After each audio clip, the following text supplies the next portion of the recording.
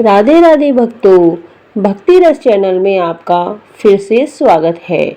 रमा एकादशी की आपको हार्दिक शुभकामनाएं। 2025 में रमा एकादशी 17 अक्टूबर शुक्रवार को मनाई जाएगी। आइए सुनते हैं रमा एकादशी की कथा। दीपावली के 4 दिन पूर्व पड़ने वाली कार्तिक मास के कृष्ण पक्ष की इस एकादशी को लक्ष्मी जी के नाम पर रमा एकादशी कहा जाता है। इस दिन भगवान विष्णु के पूर्ण अवतार कृष्ण जी की केशव रूप की पूजा आराधना की जाती है। इस एकादशी का व्रत करने से जीवन में वैभव और अंत में मोक्ष की प्राप्ति होती है। धर्मराज युधिष्ठिर ने कहा, हे केशव, कार्तिक कृष्ण एकादशी का क्या नाम है, इसके व्रत की क्या विधि है और इसके करने से क्या फल प्राप्त होता है, वह आप मुझे बतलाइए। भगवान श्री कृष्ण बोले, हे राजन, कार्तिक के कृष्ण पक्ष की इस एकादशी का नाम रमा एकादशी है। यह बड़े बड़े पापों को नाश करने वाली और असीम वैभव देने वाली है। शास्त्रों में इसका जो महत्व है एवं इसकी जो कथा है वह मैं तुम्हें सुनाता हूँ। प्राचीन काल में मुचकंद नाम का एक राजा था। उसकी इंद्र के साथ बहुत अच्छी मित्रता थी और साथ ही यम, कुबेर, वरुण तथा विभीषण के साथ भी मित्रता थी। वह राजा बड़ा धर्मात्मा तथा विष्णु भक्त था और न्यायपूर्वक राज्य करता था। राजा मुचकंद के एक कन्या थी जिसका नाम चंद्रभागा था। उस कन्या का विवाह चंद्रसेन के पुत्र शोभन के साथ हुआ था। एक समय शोभन अपने ससुर मुचकंद के घर आया। उन्हीं दिनों जल्दी ही पुण्यदायिनी रमा एकादशी आने वाली थी।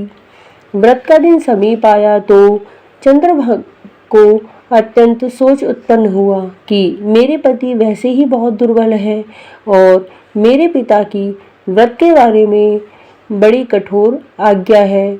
10वीं को राजा ने ढोल बजवाकर सारे राज्य में यह घोषणा करवा दी कि रमा एकादशी को सभी लोग व्रत करेंगे। घोषणा को सुनते ही शोभन को अत्यंत चिंता हुई और अपनी पत्नी से बोला, अब मुझे क्या करना चाहिए? तुम्हें पता है मैं भूख सहन नहीं कर सकूंगा। ऐसा उपाय बतलाओ कि जिससे मेरे प्राण भी बच जाएं, नहीं तो मेरे प्राण अवश्य चले जाएंगे। चंद्रभागा कहने लगी, हे स्वामी, मेरे पिता के राज्य में एकादशी को कोई भी भोजन नहीं करता है। हाथी, घोड़ा, ऊंट, बिल्ली, गाय आदि भी तृण और जल आदि ग्रहण नहीं कर सकते। फिर मनुष्य का तो कहना ही क्या है। यदि आप भोजन करना चाहते हैं तो किसी दूसरे स्थान पर चले जाइए, क्योंकि यदि आप यहाँ रहेंगे तो आपको व्रत अवश्य ही करना पड़ेगा। ऐसा सुनकर शोभन कहने लगा, हे प्रिय, तुम्हारे साथ मैं भी व्रत करूँगा। जो मेरे भाग्य में होगा वह देखा जाएगा। ऐसा विचार कर उसने व्रत किया और वह भूख व प्यास से अत्यंत पीड़ित होने लगा।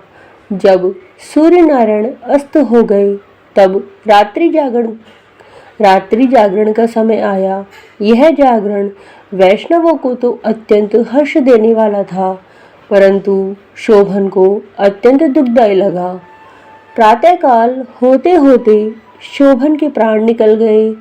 तब राजा ने चंदन की चिता में उसका दाह संस्कार कराया, परंतु चंद्रभागा ने अपने पिता की आज्ञा से अपने शरीर को दग्ध नहीं किया और शोभन की अंत्येष्टि क्रिया करने के पश्चात अपने पिता के घर में ही रहने लगी।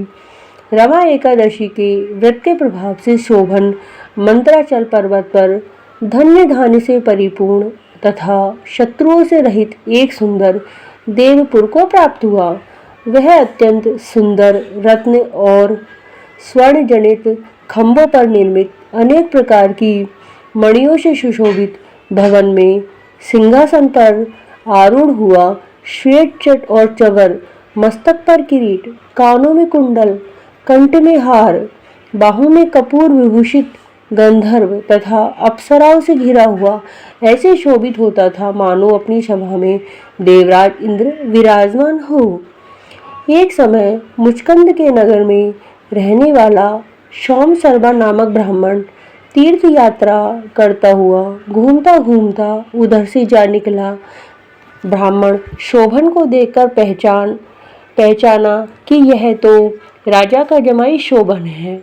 उसके निकट आया। शोभन भी उसको पहचानकर अपने आसन से उठकर उसके पास आया और प्रणाम करके कुशलक्षेम पूछने लगा।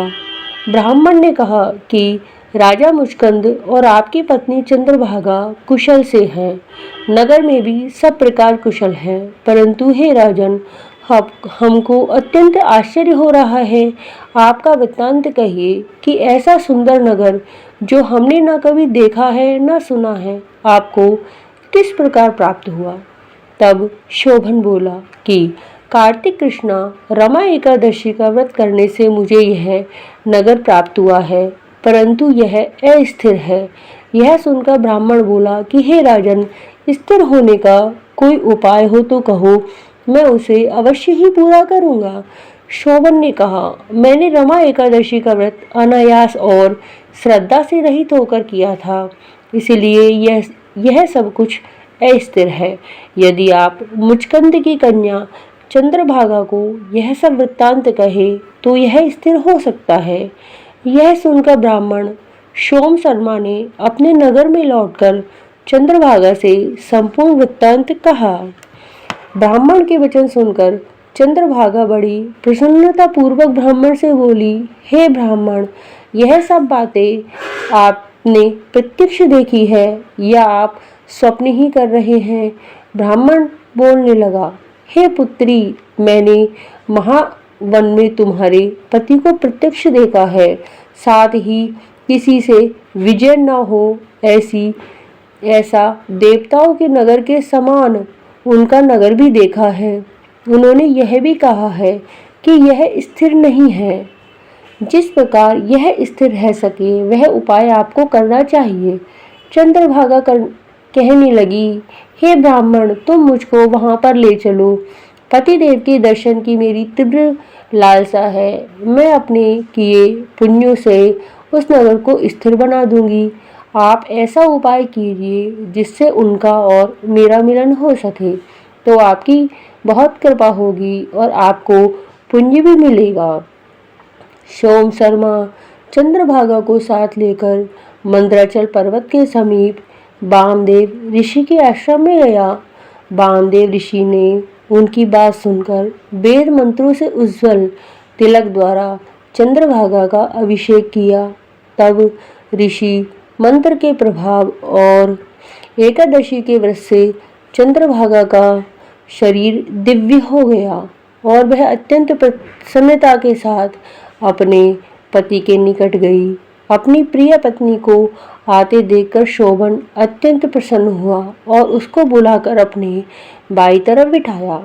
तब चंद्रभागा ने कहा, हे प्राणनाथ, आप मेरे सभी पुण्यों को ग्रहण कीजिए, जिससे आपका यह नगर और राज स्थिर हो जाए। जब मैं 8 वर्ष की थी तभी से मैं सभी एकादशियों के व्रतों को पूर्ण श्रद्धा पूर्वक विधि विधान के साथ करती आ रही हूँ। इस पुण्य के प्रताप से आपका यह नगर स्थिर हो जाएगा तथा समस्त कार्य होकर प्रलय के अंत तक रहेंगे। इस प्रकार चंद्रभागा दिव्य रूप धारण कर तथा दिव्य आभूषणों और वस्त्रों से सुसज्जित होकर अपने पति के साथ रहने लगी। हे राजन, मैंने यह रमा एकादशी का महत्व कहा है। जो मनुष्य इस व्रत को करते हैं उनके समस्त पाप नष्ट हो जाते हैं।